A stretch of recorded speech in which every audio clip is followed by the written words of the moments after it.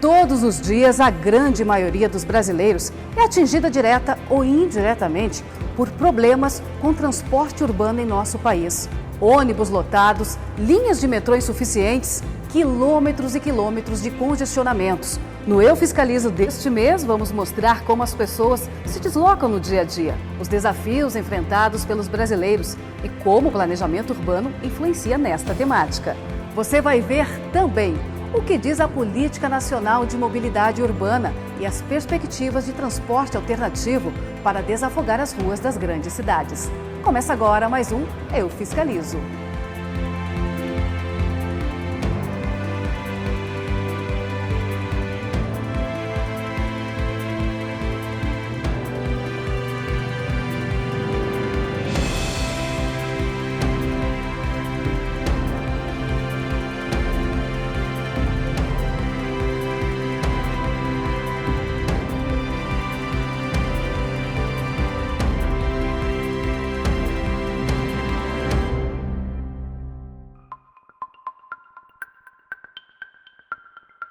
Eu perco 5 horas do meu dia me locomovendo, levando minha filha para a escola, dentro de ônibus. Fico pensando, se eu ganhasse essas 5 horas do meu dia para mim ir no mercado fazer compra, chegar mais cedo em casa, brincar com a minha filha um pouco, ajudar ela nas tarefas de casa, ler um livro com ela, seria muito bom.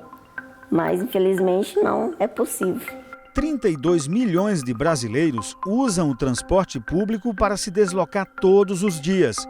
Meu nome é Maria Cristina dos Santos Caldeira, eu sou doméstica. Faz 5 anos que eu vim morar na Estância Mesdar, muito de ônibus lotado. Quando eu entro, eu já olho logo se tem um lugarzinho para me sentar, mas nunca tem. Aí é pedir, rezar para um descer para me sentar. O Brasil tem trafegado na contramão dos países desenvolvidos nesta área. Incentivou a indústria de automóveis com isenção de impostos e crédito facilitado para a compra de carros. Por outro lado, poucas cidades implantaram, ampliaram ou modernizaram os sistemas de transporte coletivo. Meu nome é Walter Faustino Santana, eu sou motorista de ônibus. Ultimamente está sendo muito difícil porque o nosso trânsito aí está cada vez mais caótico. Quando eu comecei, há 21 anos atrás, era muito bem melhor.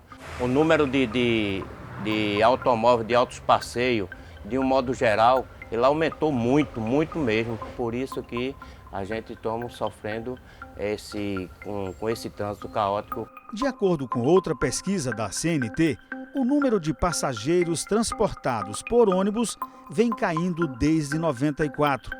Falta de flexibilidade dos itinerários e horários, alta nos preços das tarifas e desconforto foram apontados como motivo da fuga.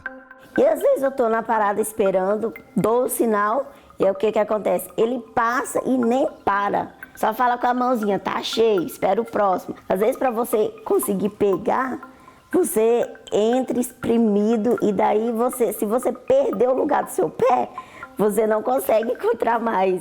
Acontece às vezes do motorista dar aquela freada, você vai lá na frente, volta, bate a cabeça. Em pesquisa do ano de 2006, 60% dos entrevistados responderam usar o transporte coletivo no dia a dia. Ano passado, este número caiu para 49,8%. Já a opção pelo transporte individual saiu de 40% para 50,2%. A frota de automóveis e utilitários subiu de 20 milhões para mais de 52 milhões. As grandes cidades brasileiras não estavam preparadas para tantos carros. Muitas estão parando nos congestionamentos. Nossa infraestrutura, ela em nada evoluiu, então isso ficou muito difícil. É muito difícil. Eles não olham para a gente, não. No nosso bate-papo de hoje, vamos falar sobre transporte público e os desafios da mobilidade urbana no Brasil. Para isso, eu convido Marta Martorelli, gerente de projetos do Ministério das Cidades, e Nazareno Afonso, do Instituto Nacional pelo Direito ao Transporte. Sejam muito bem-vindos ao Eu Fiscalizo. Obrigada pela presença de vocês ao programa. E eu começo com você, Marta. Um aspecto que é muito discutido no Brasil quando o assunto é transporte público e mobilidade urbana é a questão dos investimentos e subsídios governamentais. O último levantamento realizado pelo Instituto de Pesquisas Econômicas Aplicadas, o IPEA, traz um dado alarmante. A cada R$ 1 investido em transporte público, 12 são investidos em carros e motos. Qual é a importância de equilibrar esses números, Marta? Bom, eu poderia dar uma lista aqui de fatores relevantes para mudar isso, né? Mas o principal, assim, o que chama mais atenção e o que seria mais relevante para a sociedade, eu imagino, seria a equidade, né? Porque se a gente pensar em infraestrutura pública e todo o dinheiro público investido é de todos, né? Todos colaboram com esse investimento. E a utilização do carro é sempre restrito a alguns. Então, equilibrar esses números traria pelo menos equidade. Afonso, é um número muito grande, uma diferença muito grande, R$ 1 para 12. Mas ele não é gratuito, não. Ele é uma opção de Estado brasileiro. Quer dizer, o Estado brasileiro fez a opção para que universalizar o uso e a propriedade do automóvel como política de Estado, independe de governo. Isso fez com que as vias públicas fossem ocupadas de forma absurda pelo automóvel. Ele ocupa 80%, 90% do sistema viário e transporta 30%. A prioridade é os modos não motorizados, andar a pé e bicicleta, depois o transporte público, depois o automóvel. Só que quando você olha para fora, você vai ver que os investimentos são em viadutos, em ampliação do sistema viário e uma dificuldade imensa de criar corredores, faixas exclusivas para ônibus, investir em sistemas metroferroviários. Mas dinheiro para o automóvel tem. Os projetos no Ministério das Cidades, existe algo que reveja esses números, Marta? Olha, nós temos a Política Nacional de Mobilidade Urbana no país desde 2012.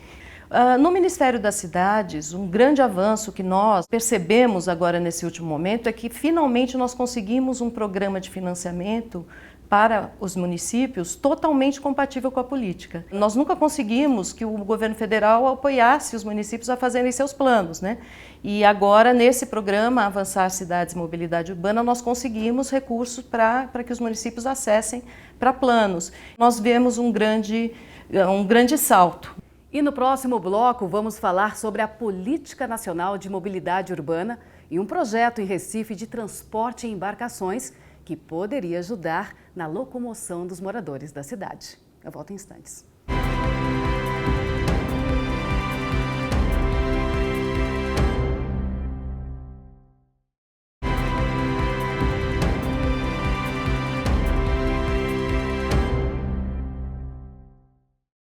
A região metropolitana do Recife concentra mais de 4 milhões de habitantes. Deste total, 1.700.000 moram na capital e colocam nas ruas e avenidas 1 milhão de veículos. Nos horários de pico, a cidade registra o trânsito mais lento do Brasil. Nas águas do Capibaribe está a solução para amenizar o trânsito caótico do Recife. Mas o projeto de tornar o rio navegável com transporte público coletivo está paralisado desde 2014, ano da Copa do Mundo no Brasil, quando os barcos confortáveis deveriam ter entrado em operação. O projeto, orçado em 190 milhões de reais, integra a Política Nacional de Mobilidade Urbana e previa 2 rotas de transporte público coletivo fluvial. 335 mil recifenses seriam beneficiados. Mais de 50 milhões de reais foram gastos. Boa parte na dragagem do rio. A obra está abandonada e uma auditoria foi aberta pelo Tribunal de Contas da União em 2016, que solicitou ao Ministério das Cidades a suspensão do repasse de recursos para o governo de Pernambuco. Os técnicos do Tribunal de Contas da União identificaram diversas irregularidades nesse empreendimento, sobretudo decorrentes de uma falta de planejamento adequado. Eu podia citar, entre as irregularidades, a ausência de comprovação da viabilidade econômica do empreendimento e, sobretudo, a inadequação da etapa de execução do plano de trabalho.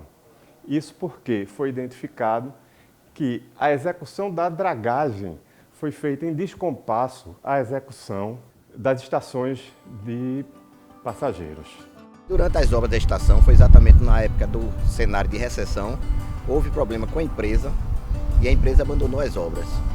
Então nós estamos agora acabando de refazer o projeto, readequando ao novo cenário econômico. Engenheiro especialista em transportes e em gestão de infraestrutura, o professor da Universidade Federal de Pernambuco, Maurício Andrade, aponta o adensamento populacional em alguns bairros como uma das principais causas dos problemas de mobilidade no Recife. O sistema viário, inicialmente, ele era representado pelas ferrovias, principalmente que faziam as ligações mais longas, né, ferrovias e bondes, e com o tempo esses modos foram sendo substituídos por ônibus e as vias que ficaram lá foram as vias que se tornaram nossos corredores hoje. Então, são vias de baixa capacidade de tráfego para qualquer sistema. E aí a cidade cresce, adensa, incha e os espaços vão ficando cada vez mais escassos. E essa escassez de espaço é a causa da imobilidade da cidade. Enquanto o transporte coletivo fluvial não entra em operação, barqueiros do Capibaribe remam há décadas realizando pequenas travessias de moradores entre um bairro e outro. Seu Zomilton, 67 anos, herdou a profissão do pai, que herdou do avô. Ele ainda sonha em ver o velho Capibaribe cortado por barcos lotados de recifenses. É um sonho que vai ser realizado porque vai ser melhor para mim. Vai ser melhor para mim não, para todo mundo, né? Porque vai diminuir mais o trânsito na cidade. Nestes 6 anos, desde que a política de mobilidade urbana foi lançada, quais foram os reais impactos da legislação para a mobilidade nas cidades brasileiras? Professor Nazareno. Olha, o que eu gostaria de dizer é que nós conseguimos sensibilizar as pessoas para um termo que não existia. O que é a mobilidade e a diferença do transporte? Porque agora a gente pode comparar um com o outro. Nós estamos assim totalmente infectados pela carrocracia, a cultura do carro. E isso pega desde a pessoa que usa transporte público, aquele que tem um automóvel, aquele desejo. Então, a saída é mais ciclovia, mais calçadas, é a palavra mobilidade. Marta, como é que a gente faz essa cultura, como é que tira essa cultura do carro no país, então? Sem dúvida, se não tiver uma mudança comportamental, uma mudança generalizada, né? Se as pessoas não perceberem que o acesso é o mais importante para a pessoa se desenvolver, para o cidadão ter cultura, para o cidadão ter estudo, para o cidadão ter trabalho. Não basta cuidar do ônibus e ter ciclovia, precisa que uma coisa se integre com a outra, para que a população possa usufruir de tudo e facilitar e favorecer essa questão do transporte, do locomoção e principalmente de acesso, né? A lei fala em democratizar as vias públicas. Neste sentido, como é possível reduzir os privilégios dos carros que ocupam entre 70% e 90% das vias? Se a lei diz que o espaço tem de ser ocupado equitativamente, o automóvel carrega 30% da população. Então nós deveríamos inverter essa lógica de faixa exclusiva, ciclovia, ciclofaixa, calçadas. A gente deveria fazer faixas para carro. Então, a gente deveria separar 30% do sistema viário para o automóvel circular e o resto vai ser muito fácil a gente melhorar o transporte se isso acontecer no Brasil. Mas aí Marta responde para a gente, teria que se investir também em transporte público, coisa que também não está sendo investido demais no país. O carro sempre vai fazer parte do sistema de mobilidade urbana. Agora, a forma com que ele vai atuar, né, tem que estar dentro desse planejamento, até porque o carro pode ser e deve ser uma fonte de financiamento da infraestrutura e do transporte público. Então, de novo, a chave é o planejamento, né, de uma forma geral. Na próxima matéria, nós vamos falar sobre planejamento urbano nas cidades brasileiras e mostrar o que Campinas, no interior de São Paulo, tem feito em benefício do transporte público local.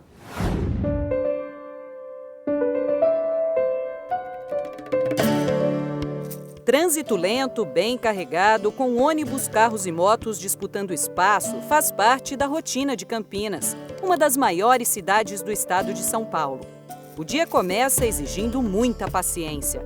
Acordo 10 para as 4 da manhã, pego o primeiro ônibus 4h20, chego no meu serviço atrasado às 6h20 da manhã, todos os dias. Com mais de 1.100.000 habitantes, Campinas sofre com a falta de planejamento urbano. E quando o assunto é mobilidade, a cidade tem todas as características dos grandes centros. As principais queixas são de quem depende do transporte coletivo. Os ônibus nem sempre têm faixa exclusiva, o que atrasa o percurso, fora a insatisfação com o preço da passagem e a qualidade do serviço. Eu acho que pelo valor da passagem é para ter ônibus pelo menos de 10 em 10 minutos. Olha, tá péssimo. Tá péssimo por causa do preço, uns ônibus tudo sujo, sabe? Então é uma coisa que a população diariamente está falando. As mesmas imagens e reclamações se repetem na maioria das grandes cidades brasileiras. E problemas de mobilidade afetam inclusive municípios menores. Urbanistas não se cansam de dizer que tem que diminuir o número de carros nas ruas. Para isso, o transporte público precisa melhorar. Implantar, por exemplo, um desenho de transporte público que permita a mobilidade através de um sistema intermodal, que pode ser trem, ônibus e bicicleta. Mas isso tem que estar articulado. Eu tenho que descer do trem e poder pegar um ônibus. E posso descer do ônibus em algum momento e poder ter um trecho de bicicleta. Os desafios são muitos em todo o Brasil. O Programa de Aceleração do Crescimento pretende melhorar esse cenário com investimentos de 102 bilhões de reais em projetos de mobilidade, como metrôs, BRTs e veículos leves sobre trilhos. No total, são 194 empreendimentos, mas desde 2015, apenas 15 foram concluídos até agora. Campinas é uma das cidades brasileiras onde está sendo implantado o BRT, o ônibus de trânsito rápido, com corredores exclusivos para diminuir o tempo de percurso. As obras começaram em maio do ano passado e a expectativa é de que sejam concluídas no primeiro semestre de 2020. O investimento é de 450 milhões de reais para atender 450 mil pessoas. A população vai ter um sistema que vai ser mais rápido, mais confortável e ao mesmo preço. No nosso modelo, o BRT vai ter o mesmo preço do sistema convencional. O BRT é um passo importante, mas não pode parar por aí, reforça a urbanista. Eu acho que ele pode diminuir num primeiro momento o tempo de percurso, mas se ele não tiver uma política mais abrangente, imediatamente ele vai passar a ser insuficiente. Os passageiros que há anos ouvem promessas de melhora não veem a hora de se tornar realidade. Acho que vai melhorar bastante. Espero que aconteça rápido, né? Professor Nazareno, a falta de planejamento urbano torna mais cara a administração das cidades? O que poderia ser feito de concreto para começar a resolver esse problema? Nós temos uma experiência na Colômbia que eu acharia que nós deveríamos aprender muito com ela. Então, o que aconteceu lá? O transporte de alta qualidade, o sistema viário foi refeito, mas respeitando as vias, como fosse uma favela mesmo, no alto, né? Levaram a melhor biblioteca da cidade lá para cima. O sistema de lá é integrado com toda a cidade. A pessoa sai de um teleférico, entra no metrô e vai embora. Fizeram um trabalho de educação, colocaram uma escada rolante dentro do bairro, só para você ver, para o deslocamento ser melhor. Eles qualificaram educação, esporte. Então, quando nós deixaram de trabalhar setorialmente. Marta, das obras que receberam recursos do PAC e já foram iniciadas, quase metade estão paradas ou atrasadas. Qual a razão para um número tão expressivo de obras paradas e atrasadas? Bom, nosso estudo lá no Ministério é que, historicamente, os municípios têm muita dificuldade de elaborar bons projetos. Na verdade, de elaborar projetos inicialmente. Nós temos a questão da licença ambiental, é um grande entrave para as obras também. Que, na verdade, os municípios têm dificuldade de atender, né, os requisitos para a licença ambiental, que é fundamental que se atenda, mas existem muitas obras paradas em função disso. E a questão das desapropriações, né, envolvendo as transferências de pessoas, isso também costuma ser um grande entrave. Agora, tudo isso é decorrente, mais uma vez, de não se planejar aquele projeto. Nesse sentido, também agora nós temos uma novidade do Ministério, que nós nunca apoiamos projetos, né? Só se fosse projetos com empreendimentos, mas projetos, se o município hoje quiser acessar recurso do Ministério Para elaborar um projeto, né, para uma obra que ele não vai executar agora, pela primeira vez nós podemos disponibilizar esse financiamento. E no próximo bloco nós vamos falar sobre o transporte alternativo e os benefícios dele para a realidade brasileira.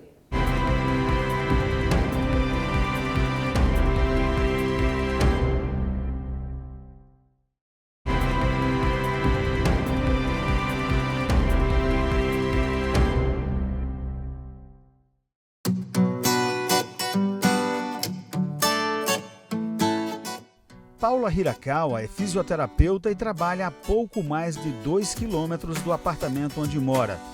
Quando criança, desenvolveu uma relação recreativa com a bicicleta.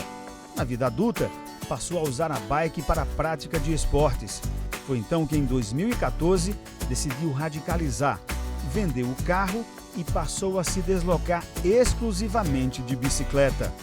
Eu resolvi fazer uma experiência de 3 meses sem usar o carro. Mas quando a gente tem um carro, a gente sempre vai usar. Vai no supermercado, que é pertinho, que podia ir a pé ou de bicicleta, a gente vai de carro. Aí eu disse, não, vou fazer um tratamento de choque, vou vender o carro e experimentar. Se eu não me adaptar, é um objeto, compra um outro.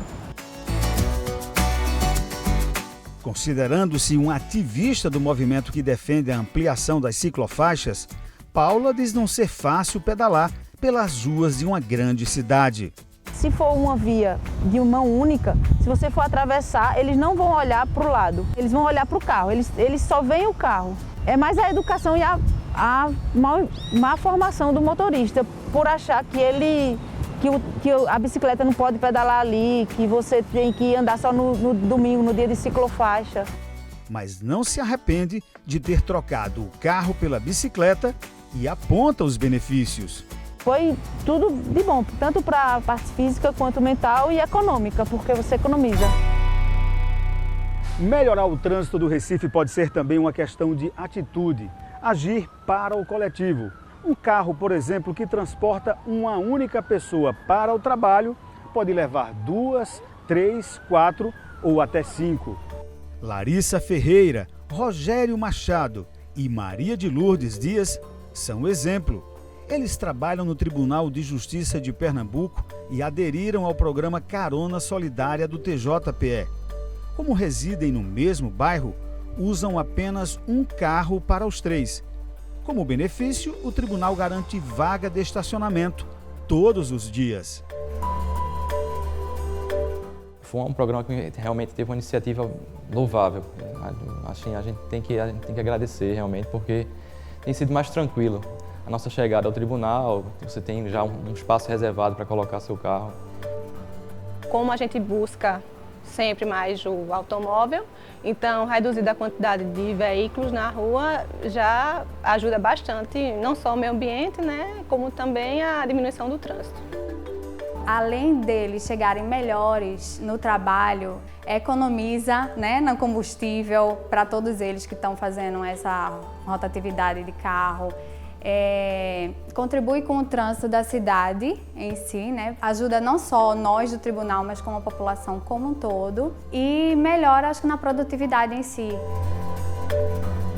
O professor Tomás Lapa, arquiteto e urbanista, vê na carona solidária e nas ciclofaixas alternativas aos congestionamentos dos grandes centros urbanos.